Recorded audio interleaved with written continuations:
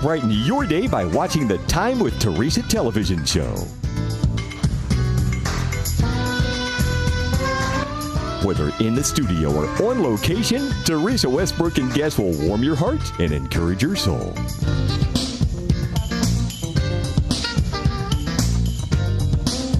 And now, your host, Theresa Westbrook. Hello and welcome to Time with Theresa. I'm your host, Theresa Westbrook. And as you can see, we are on location at the beautiful Gaylord Texan Hotel in Grapevine, Texas.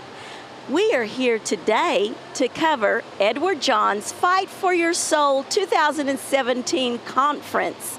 And I must say that the Gaylord Texan staff has been so sweet and accommodating to the Time with Theresa production. And we want to say a great big thank you, and we want to invite you to come out and see this gorgeous place. I would say especially come during the holidays where you can see it all lit up, and you will enjoy your stay out here. Now, I want to also say a special thank you to Edward John and Karen Daniels for allowing Time with Theresa to come and get some on-location interviews with their very special speakers and special guests, Kevin and Sam Sorbo. And I'm looking forward to all the wonderful interviews that we will be getting today. So join me. Let's go. Let me ask you something. Is the God you believe in any different than the God of ISIS? Because they certainly don't think so. I think you're both smoking the same dope. The only difference is yours is in a joint and theirs is in a hookah. Sol Harkins has it all. A new bestseller. The book is selling like hotcakes. A gorgeous model girlfriend. And Vissel. Immense success. What are those? This is called the Harkins Hedonist. It's special for the occasion. He's the Muhammad Ali of outspoken atheist celebrities. But not everything is perfect in Sol Harkins' world. Can you honestly say that you are 100% on top of your game? Not everything's about you, Saul. Don't you even believe in doing good deeds? Going to Haiti to dig a hole in the ground. Dad, I'm not asking you to believe in the church. I'm asking you to believe in me. How can you take something as intensely private as the death of their brother and use it as part of your carnival act? I would pray to see my son just one last time. I'm not feeling very good right now, so You know she still prays for you every night. would drink tea. Go! Davey, is that you? Back it up, let him through. Is it true you were clinically dead? Did you see the other side? Do you believe in God now? You are the only one who can say there is no there. Did you get a glimpse of the great beyond? When someone almost dies, they are seeing their imagination quite literally running wild. Katie, I saw our son. What did he say, Saul? Daddy, let there be light. He's a user, Mom. He uses you. He uses Connor and me. I don't want to see you get hurt again. How am I supposed to sell the celebrated author whose latest exciting point of view is, I don't know? This better be good. That's what I said. When you discover that everything you believe is a lie, where do you find the truth? Would you consider consulting a different source? Now you come to me and you say, Pastor Vinny, what does let there be light mean? What if it's as simple as this? Follow me here. This ain't brain surgery. Jesus gets whacked, right? Well, I've never exactly heard it put that way, but yeah. Do you believe that God hears? God always answers prayers. Sometimes we just don't understand the answers.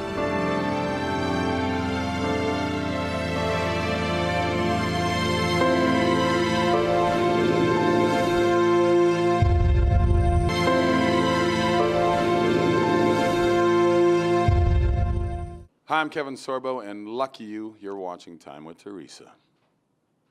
Well, what a treat today. We have Sam and Kevin Sorbo with us on the program. I'm so excited. Welcome, guys. Thank you so much. We're happy to be here. Well, it's a delight to have you, and we just have a few minutes because there's so many people vying for interviews with you. But we want to talk about some very important things going on in your life. But first, I'd like to do a little bit of a bio. Sam is an actress, And she's also written one of the newest movies, Let There Be Light, that you two are working on. And of course, many of you are going to recognize Kevin Sorbo from the popular syndicated TV show Hercules. And most recently, the successful faith-based film God's Not Dead. So how exciting is this? We're sitting on set with Hercules. And Professor Radisson. And I got to throw in my 2 bits for Andromeda. I'm sorry, I did 5 years on one of my favorite shows. I'm a big Gene Roddenberry fan. And my next series after Hercules was Andromeda, and it was a 5-year run, and I played Captain Dylan Hunt, and I had a wonderful time in Vancouver, BC, filming that. Well, we love your work, let me tell you. We're fans of your work. And God bless you guys for coming. Well, let's start with Sam, the ladies first. Sam, tell us a little bit about your acting career and your background. So I've been an actress for many years. I had to take a pause in my career when we first got married because Kevin had 3 strokes right before we got married. And actually, he tells the story of his recovery in his book, True Strength, which is really an amazing book, and it's an amazing story of recovery. And then I was going to go back to acting, and I had 3 kids, and I had one kid who my daughter, when she was 18 months old, chased me around the house after I'd been gone for a couple hours. No, no, no, no, no, no, no, no, no, no. And I picked her up, and she turned to the nanny, and she said, bye-bye. And so I pulled back from acting then again, and that's where this comes from, actually. So I'm a homeschool advocate, and I homeschool my kids. And so I wrote a book called They're Your Kids, an inspirational journey from self-doubter to homeschool advocate, because I was a self-doubter. I didn't think... I mean, I really didn't think I was capable of homeschooling my kids. And mind you, I went to Duke University, I studied biomedical engineering, and I speak 5 languages, and I didn't think I was capable. The fact is that you are capable, but you just don't realize it. And so I'm here to try to empower parents to educate their kids. But then I just sort of fell back into acting. I think it's just a natural progression for me. So I came up with the idea for this movie, wrote it with my good friend, Dan Gordon, and Kevin stars, and he directed it. And within 2 weeks of conceiving the idea and deciding to write it, Kevin got a call from Sean Hannity, who said, hey, I want to do a film, and I think I want to do it with you. What do you think? And we said, well, we've got the film for you. And so that's pretty much how that happened. It's an amazing story. A God thing. Well, that's what isn't everything. That's right. That's what we want it to be, for sure. Well, that is so amazing. And so you and some of your children star in this new film that you're working on, Let There Be Light, correct? That's right. And he auditioned them, and he's really exigent, but they stepped up to the task. Oh, well, that is awesome. Well, Kevin, I did want to ask you, did the bodybuilding or the acting career come first? Oh, well, I was always a jock. I played football, basketball, baseball, golf all through high school and into college. I still played football and basketball. I've always been a jock. I always loved it, so that was a part of my life. But acting was something that I wanted to do since I was 11 years old. I caught the bug quite early, and I just, I had a double major, marketing and advertising, but I had a minor in drama because I knew what I really wanted to do. And, so I don't know, it just sort of lent itself into it. When you go to L.A., there's so much frustration, there's so much rejection.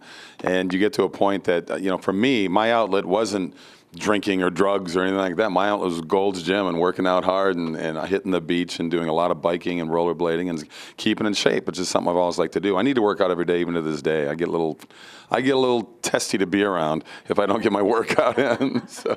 And he golfs every day, too. If I'm home, I do. Yeah, but she's got to give me credit. I tee up at 6:30 in the morning. I do 18 holes in an hour and a half. Oh, wow. I fly. So I'm home by 8:15. So it's not like I'm missing out there. You must be really good. I'm a pretty good golfer. I'll admit that. I play in a lot of celebrity golf tournaments, and I think the last top 100 celebrities and musicians, I was ranked number 7. So I'll take it. I didn't even know that. Yeah. Came out in Golf Digest. No wonder it's impossible to live with you. I want to be number 1. You're a man of many talents, that's for sure. So do you still stay in touch with some of your friends and the media professionals in the secular industry? Are you still currently involved with them as well? Oh, yeah. I mean, that's how this whole thing really started was with Dallas Jenkins when he approached us, what was it, about 6 years ago already? Yeah. And I shot a movie called What If, which was the same writers, Pureflix, same company that did God's Not Dead. I think it's a better movie. If you haven't seen What If, please go see What If. It's a wonderful movie. And that's sort of how the whole thing really happened for me to get into this world. I mean, I've always been a man of faith. You know, if you look at Hercules or Andromeda, there were good moral messages in all those shows for those 12 years I did those 2 TV shows. But that one really opened the door. Dallas Jenkins, Jerry Jenkins' son, wrote the Left Behind books. And he lives in Chicago, and he's at the Harvest Church, I think, there. I think, you know, you see the success of God's Not Dead, and then you just sort of associate that with Kevin. And, I mean, it was an enormously successful film. But it's not that he left the secular market in order to do this. It just happens that he did a film that was enormously successful probably because it was a faithful film. And I have a problem with faith-based, because I feel like it kind of, as a term, it kind of marginalizes the genre. Every film's a faith-based film. You just have to identify the faith. Is a religion, if you think about it. They have Do you know what I mean? Strong faith in nothing. But he just did, what's the show on CW, Supergirl? He just did a couple episodes on Supergirl and stuff like that. So, yeah. Well, see, I think that's wonderful to stay involved in that arena, and as well as the faith-affirming arena, too. You know, because you've got to shine light. You've got to shine some light. And that's the name of our movie, Let There Be Light. So there you go. And the movie is done. We premiered it in Orlando at the NRB a couple months ago. Yeah. And it went very well there because they only picked, I think, 2 or 3 movies to show during that time. We're ready to rock. We're very close to signing with a distribution company right now to get this out there. We're going to release it in the fall. And we're very excited for it. And I think there's I don't know, it's amazing. We shot down in Birmingham, Alabama. We used the same crew that did a movie called Woodlawn that came out last year. And I don't know, we're very excited for this. So many good things are happening with this. We've got an amazing soundtrack. One of the Dionne Warwick is leading the way in this. She sings the title song, Let There Be Light, in this, and 100% of the proceeds from that song, we're getting a huge group of people. We're doing a We Are the World type of production. 100% of the proceeds will go to the food banks of America. Wow, fantastic. Well, now, Kevin, you're one of the speakers of the Fight for Your Soul conference. So would you like to share briefly a time... both of you are. Okay, I'm so sorry. Well, would you like to share? would you like to share briefly a personal instance where you had to fight for your soul? Oh, wow.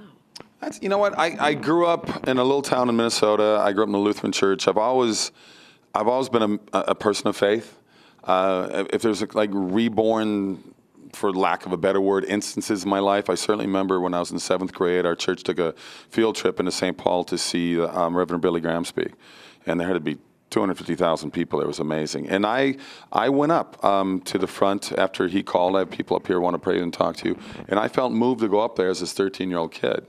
And the Reverend Graham actually walked by and he put his hand on my head and gave me a little blessing. I looked up and, oh my gosh, pretty cool. And I remember it was a hot August night in Minnesota, because we get pretty hot up there in the summers. People have no idea, but we get humid there too.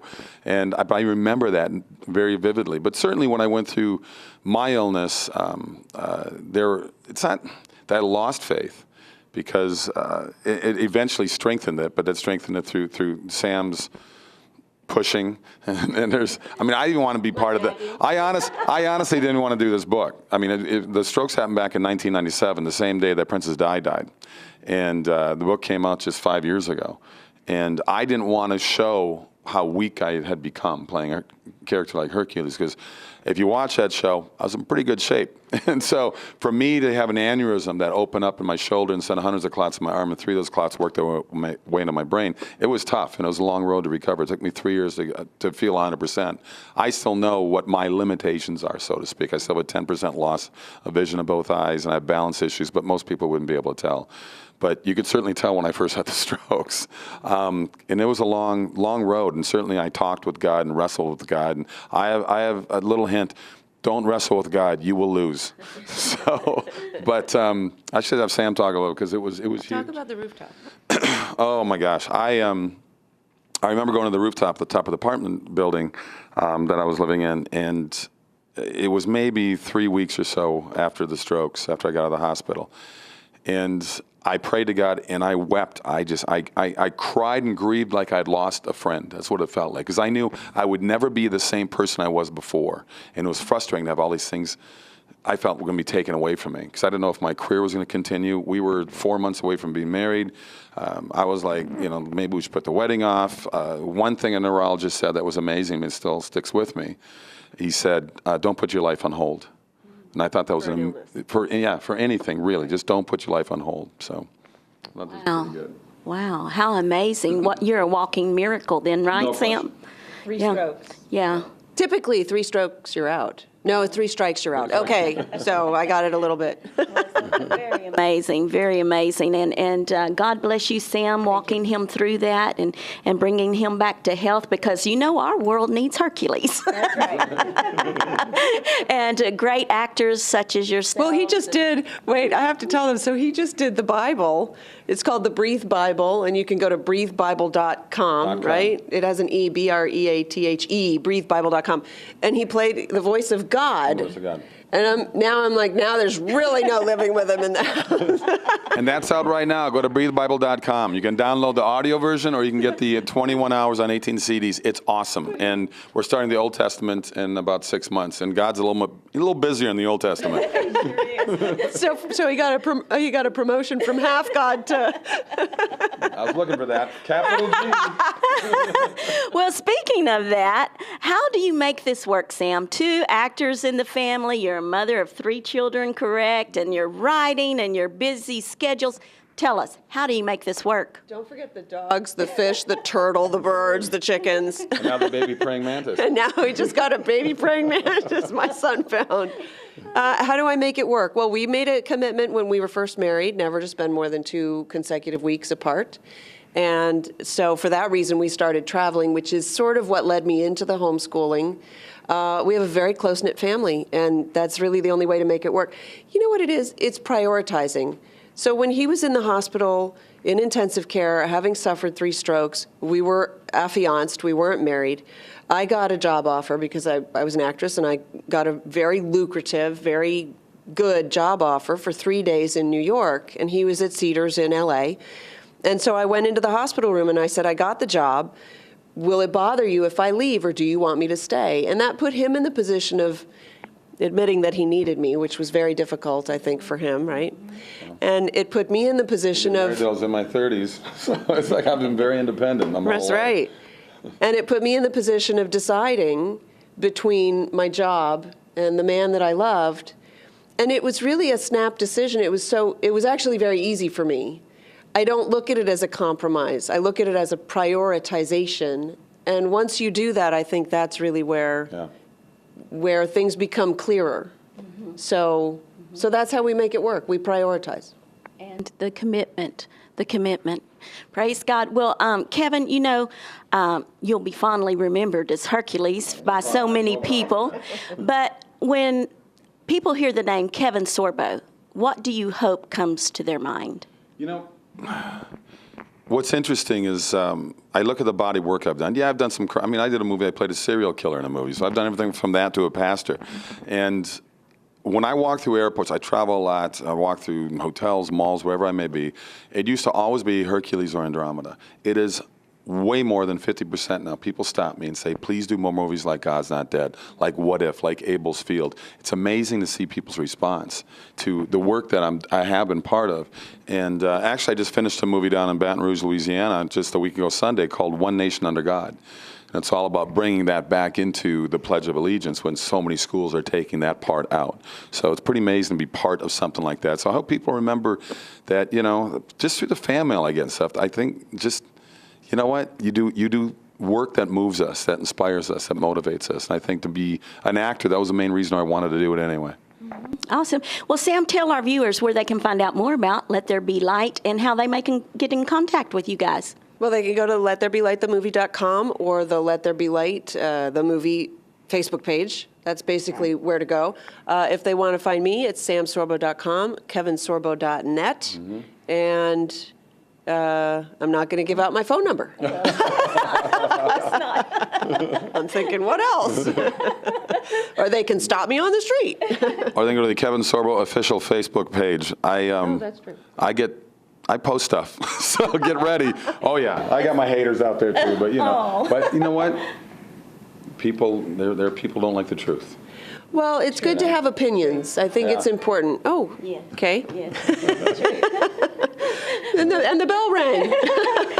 We're the beautiful Gaylord Texan today, so there could be all kinds of surprises popping in. So, but thank you guys so much for coming in to the Fight for Your Soul conference. I can't wait to hear both of you, and thank you so much for coming and spending a little time with Theresa today on set. It's a pleasure. You are lovely. Nice to meet you. Thank you. Thank you, Theresa. God bless you. God bless you, too. Stay tuned. Yeah, I'm coming. Keep your pants on. I mean, what do they pay the doorman around here for anyway?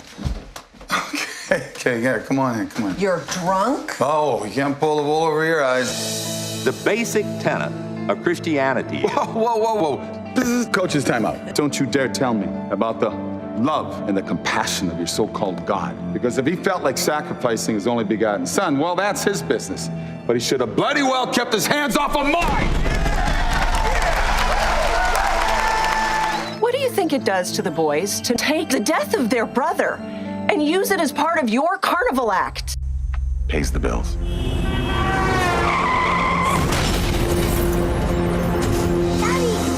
Clinically dead in the ambulance for 4 minutes. It's a miracle. I saw Davy, and all I wanted to do was just, I wanted to put my arms around him. I don't know what to do with it. You've gotten the best scientific explanation. It hasn't brought you any comfort. Would you consider consulting a different source? Doc, he is your God, and he's holding out his hand to you. All you got to do now is take it. Jesus gets whacked, right? Well, I've never exactly heard it put that way, but yeah. Follow me here. This ain't brain surgery. Do you believe that God hears? God always answers prayers. Sometimes we just don't understand the answers.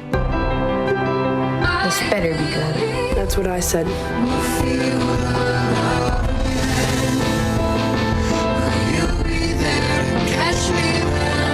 I don't want to lose you.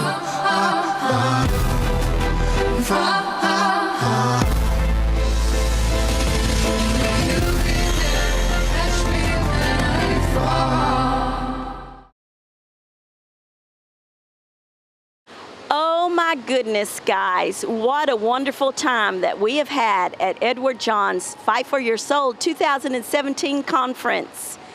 We heard just some amazing speakers not only present amazing messages, but who have also walked out amazing stories in their lives.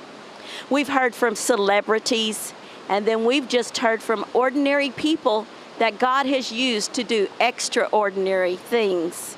It's been wonderful. So I encourage you, the next time that there is a Fight for Your Soul conference, look it up and try to make plans to attend. I want to say a special thank you to Edward John and Karen Daniels for allowing me and Time with Theresa to come and get some interviews to share with you. Everything was just top notch, and I'm going to go back empowered and encouraged by all the wonderful things that I heard here at the conference. And I would also like to say a very special thank you to all the staff at the Gaylord Texan for allowing us to come and produce our programming here. And I encourage you to get out and see the Gaylord Texan, especially during the holidays. Stay tuned for more great programming. You never know where we'll be at next on location. Share this program with your friends and family. God bless you. Thanks for watching the Time with Theresa television show. For guest and sponsorship opportunities, contact Theresa today.